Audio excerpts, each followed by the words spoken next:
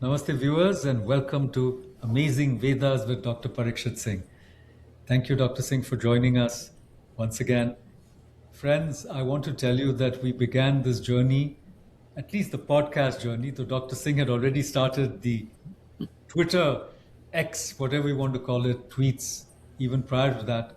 But our first recording was on, I think, or at least we broadcast it on the 29th of April. So it's been about over 2 months. And it was if I remember right, a very auspicious day, at least in India. It was Narasimha Jayanti, it's a good day to do auspicious things. We started our Amazing Vedas podcast on that day. It was a Shuddha Trayodashi, if not, so the 13th of the Shukla Paksh of the Vaishakh month. So I remember that clearly because, as I said, it was approaching, Narasimha Jayanti. Now, see, so when we started out, we had some aims and we wanted to open up the Vedas to the younger generation, to people who don't necessarily know Sanskrit or are familiar with the Vedas.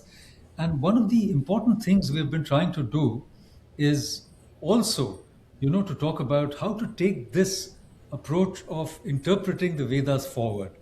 Now, Dr. Singh, people have been questioning us on Twitter and they've been asking what our lineage is and this and that. So, we're going to talk a little bit about that. But the best way to get into that is by, talking about an astonishing, very, very virtuoso book of commentary by a very famous and a very well regarded scholar called T.V. Kapali Shastriar.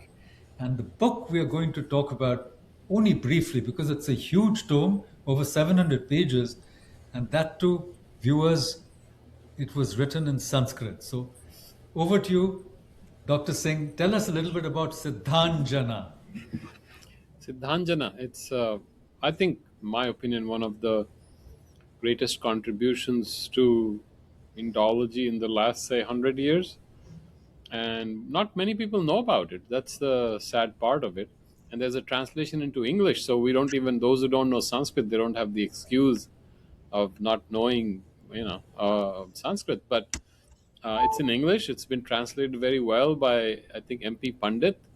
And I think it should be made available with more and more to anyone who's interested in uh, Indology, Indian sciences, the Vedas, spirituality. There's so much.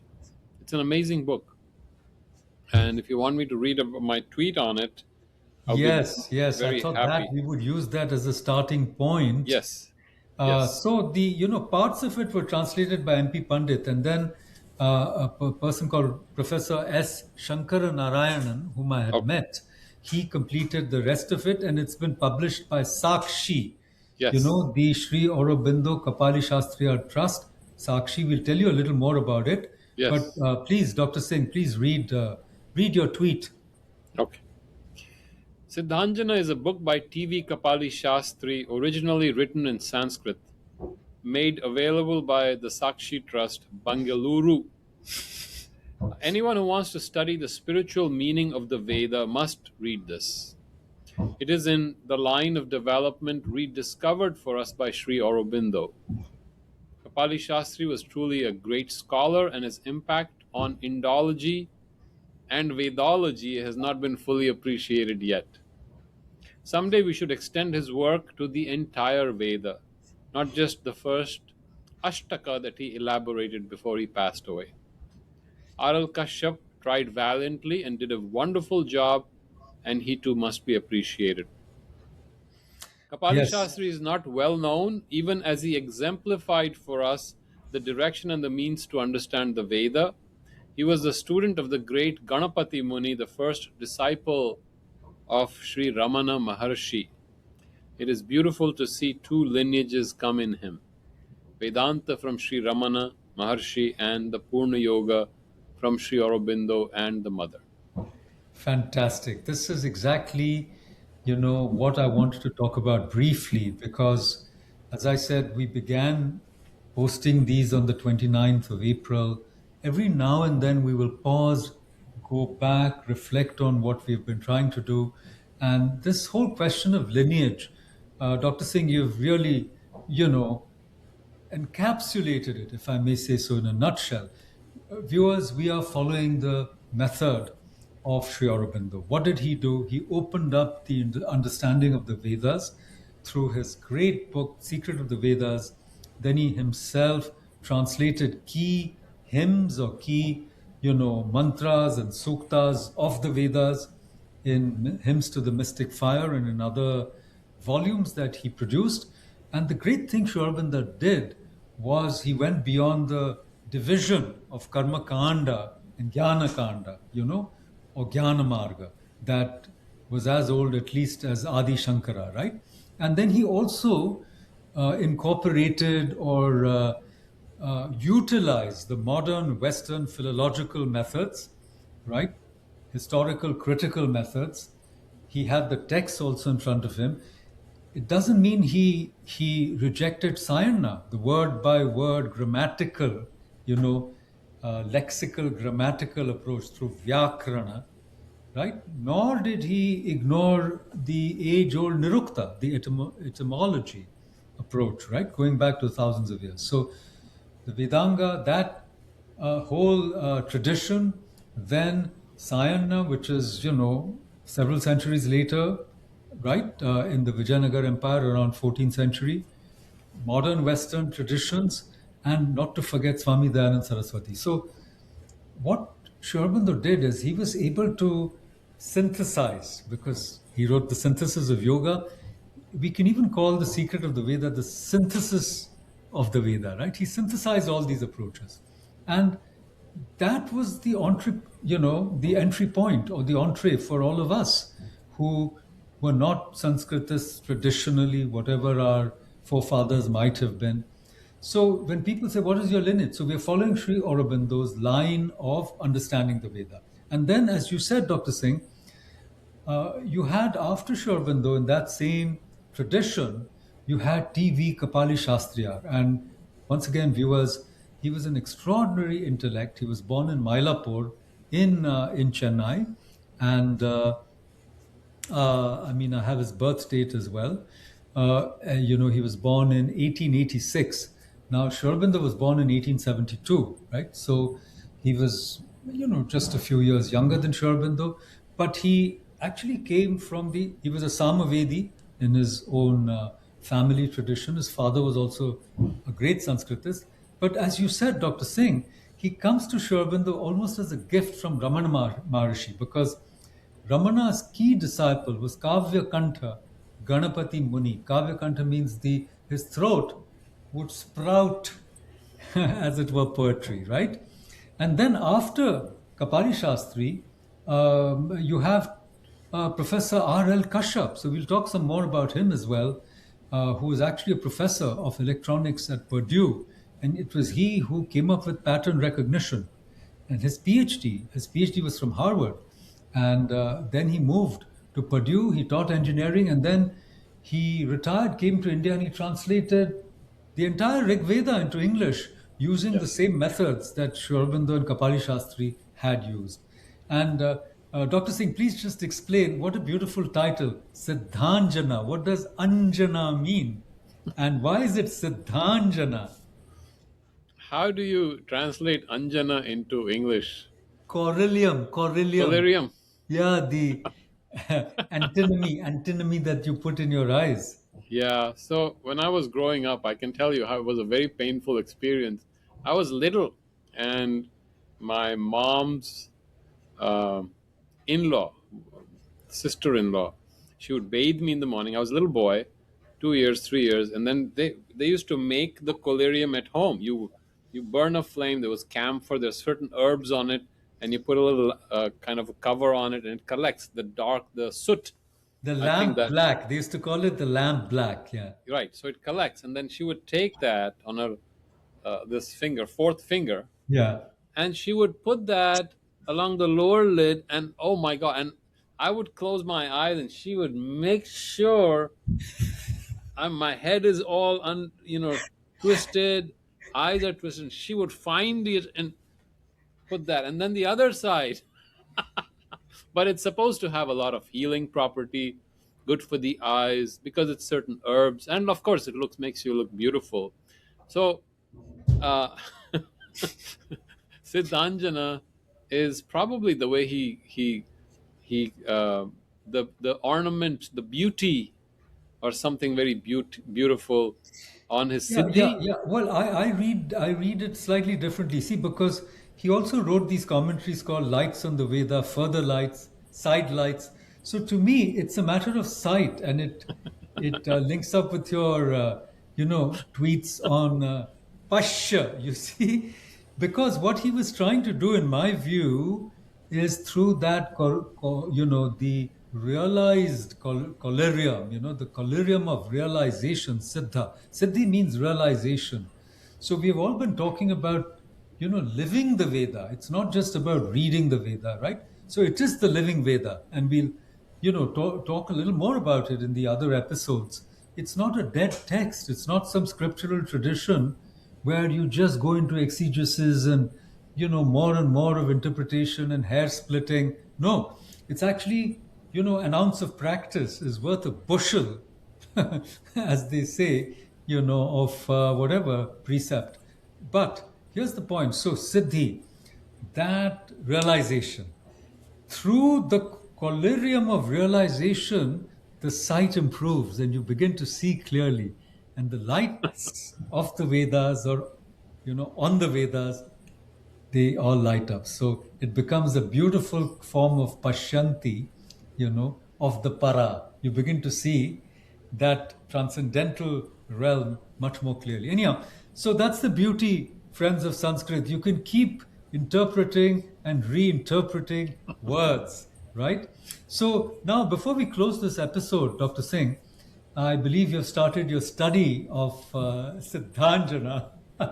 So please tell us, like, what your impressions are. I know it's thrilling, and I will also give a few of my own comments. Why I think it's very important, the kind of work he did. But I mean, I haven't studied it the way you're studying it. I've read Lights on the Vedas and, some of those things. And I've been, as I said, for years, I've been a little bit familiar with this whole Tiruvannamalai Pondicherry connection and the back and forth since I have been visiting from the age of 16, So it's of very deep meaning, personal meaning for me, that hill of fire. And in my own way, I can say that even, I mean, I went to Pondicherry after I went to Tiruvannamalai. So, and that was the experience of some people, you see, including Kapali Shastri. He starts there, but then he finds a deeper resonance with Sri Aurobindo, and he moves there, and and he never gives up the other one. So, as you said, it's a beautiful blend of Vedanta of the highest kind, the Advaita Vedanta of Ramana, and then the integral yoga. And it is a kind of Siddha yoga, if you want to use that phrase, that old Tamil tradition of Siddhas, and how, because they said Pondicherry itself was the place of Agastya Muni and Lopamudra. There's a lot of, legendary work around that, and how that great Siddhapeeth was revived by Sri Aurobindo. It was prophesied that a yogi would come from the north, and then his partner would come from overseas and so forth. But these are matters of interest, of legends. Of course, as poets and mystics, we love legends, we love stories. But so, do tell us, the thrill that you've experienced reading Siddhanjana. It's fabulous. It is absolutely fabulous. The only thing I mean, after reading The Secret of the Veda, the thrill I felt was such a deep appreciation of what we already have, what we have missed when we were growing up, and just kind of connecting to oneself and one's the background from which it's almost like the Big Bang, where we came from, the cosmic radiation. All these traditions that we are following, where are they coming from? Our language, the language we speak, because we love language, we love poetry. And so, where is this understanding of language, these root words, where are they coming from? And so Sri Aurobindo, of course, being a great scholar and great yogi, was able to bring that spiritual light back from the Veda. Um, Kapali Shastri ji's approach is slightly different. He goes detail, word by word. What does it mean? Sri Aurobindo is more a commentary. He's such a vast awareness. So, in one sentence, he will say five things at the same time and perfectly synchronized. It's almost like you're reading a poem, another great poem. But Kapali Shastri ji's every word, every pada, every root, he will describe it in detail. And that's very satisfying for those of us who want to go into that depth. And as you know, we are experimenting even in how to approach the Veda, because the challenge that our generation has, because we were never grew up chanting the Veda, we never grew up memorizing it, we find it difficult to reconnect with its poetry. We don't even know how, what the mind was, the consciousness was different, our modern consciousness is different. So to be able to bring those roots, now once you catch those roots, the roots will recur, as you said, patterns, the roots will recur in the Vedas. So if we can understand those roots, then whenever they come, it's not a great surprise. Oh, what does this mean, and what does this mean, and what reference does it have? In fact, it becomes beautiful. So for example, even the word that he talks about, advarya, advarya normally is translated as without violence. And so, okay, these yajnas were without violence. And he takes another nuance to advaryam, is adva, advanam rati. Adva is the straight path in Sanskrit. This is not made up. This is, you take any dictionary, advaha is the straight path. And rata is, of course, deeply immersed in it, or involved in it. So advanam, being walking the straight path, is the advarya. And so now suddenly your whole life journey, and even in English we say, yeah, our journey in life, the reward, and the journey is the reward, the milestones, these are metaphors we use in our language. So this comes to us from the Vedic, first Vedic enunciation of the Advarya. Our spiritual seeking is our journey, straight, the straight journey. Again, you will see reflected in the Bible, the walking the straight and the narrow. Now you suddenly see the patterns, how a deep and ancient understanding has come into our language. And so, to me, he is kind of the connector of the roots. I pick the roots, and now I suddenly know, oh ho, ah. Like the other day I was reading him, om is to say yes, and it's in the Chandogya. I knew that, but he says when you say om, you are saying yes, and that is correct. He's not he You have the reference where it is, Chandogya 1.1.7 to 8. It is written, and what a master. This is what the ancient scholars of India were. They knew it. It is not, now we reference it. No, he will give it to you. It makes it so much easier. And it's a different way of approaching a commentary. So, 100 pages is the introduction to the work. Normally we write introduction 2 pages. His introduction is a book by itself. But what knowledge and what depth. And that, I would dare say that he is the one who brought Sri Aurobindo's understanding of the Veda to the Pandits, to the Vedic scholars, because it was easy to dismiss Sri Aurobindo. Sri Aurobindo is, of course, westernized education. He's a yogi, he's withdrawn, he's not engaging, he's doing his yoga. More than a, but he gives us this tantalizing hint towards the Veda, and then he's gone back into his Veda. And now Kapali Shastriji carries this work. He engages the priests.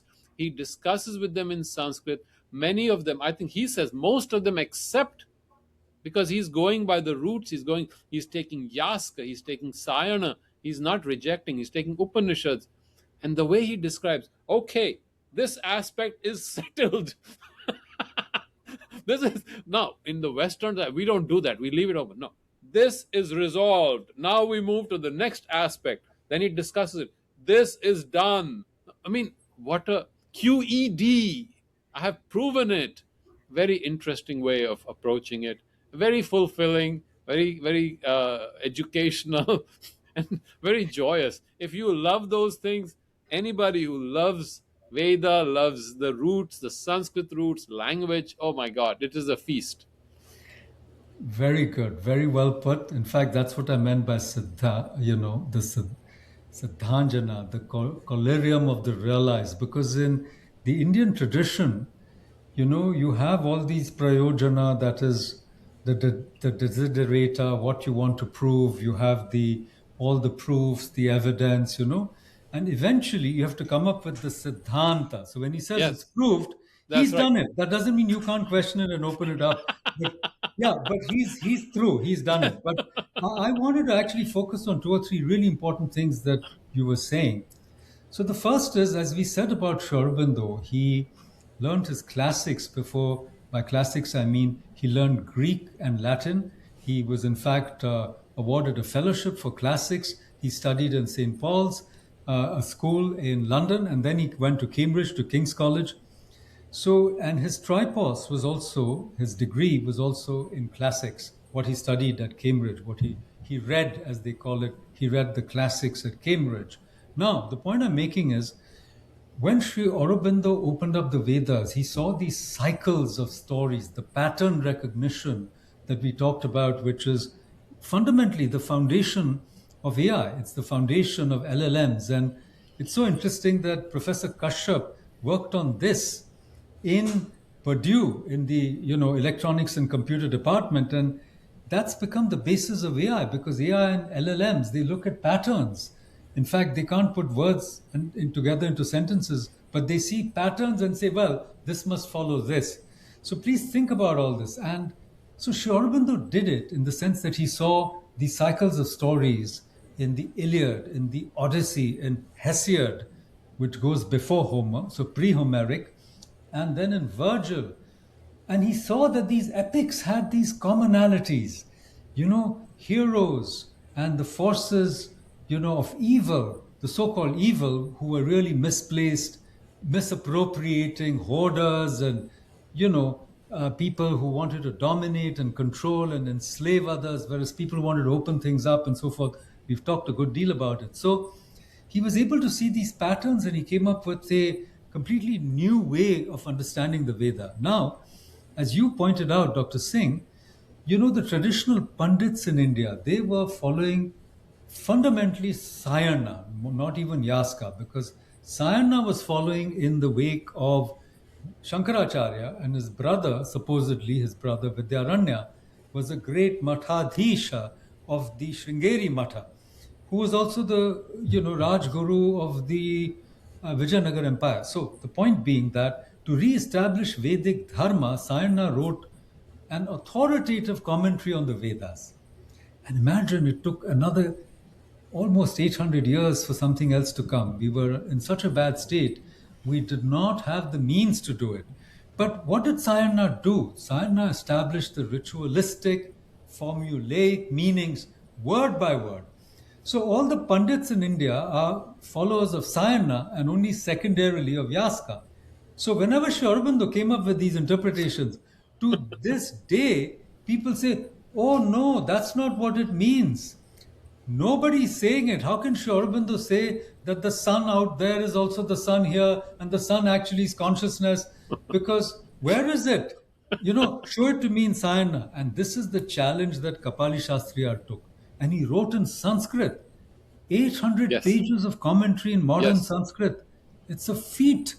No, I don't know anybody who couldn't do it, frankly. So he did it, and then he showed that word by word methodology of Sayana, that Sri Aurobindo was right, fundamentally, or that those same words that Sri Aurobindo had interpreted through his yogic insight or siddhi, he showed it grammatically.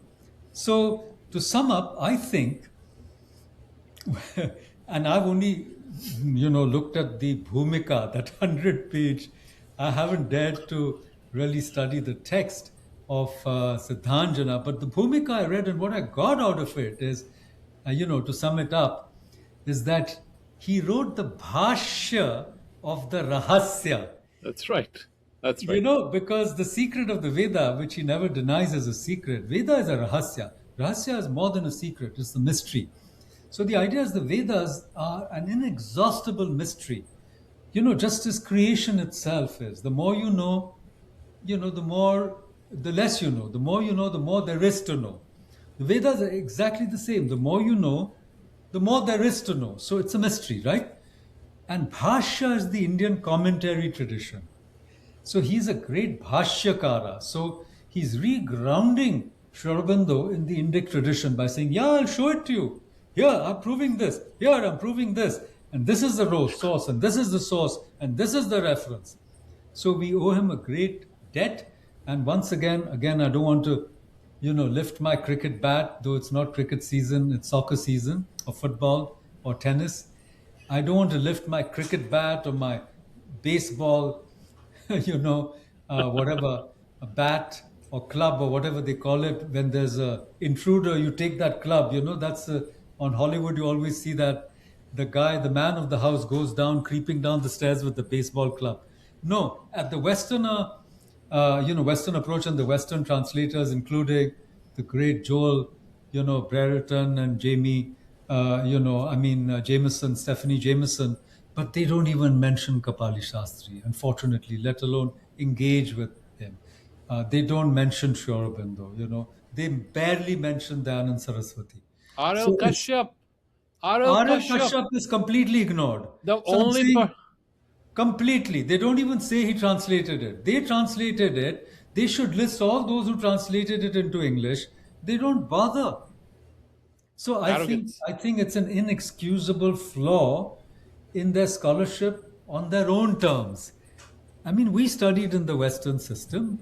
You were supposed to reference everybody who came before you. Where's their review of research?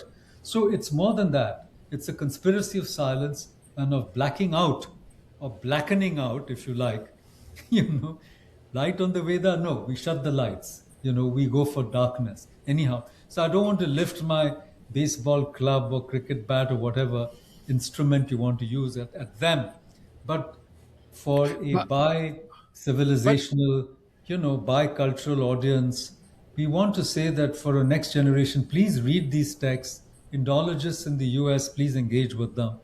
With that appeal, I bring this episode to a close. Do join us. We've recorded 37. This is probably the 30th. So please join us on this journey. The Amazing Vedas with Dr. Parikshit Singh. Namaste and thank you.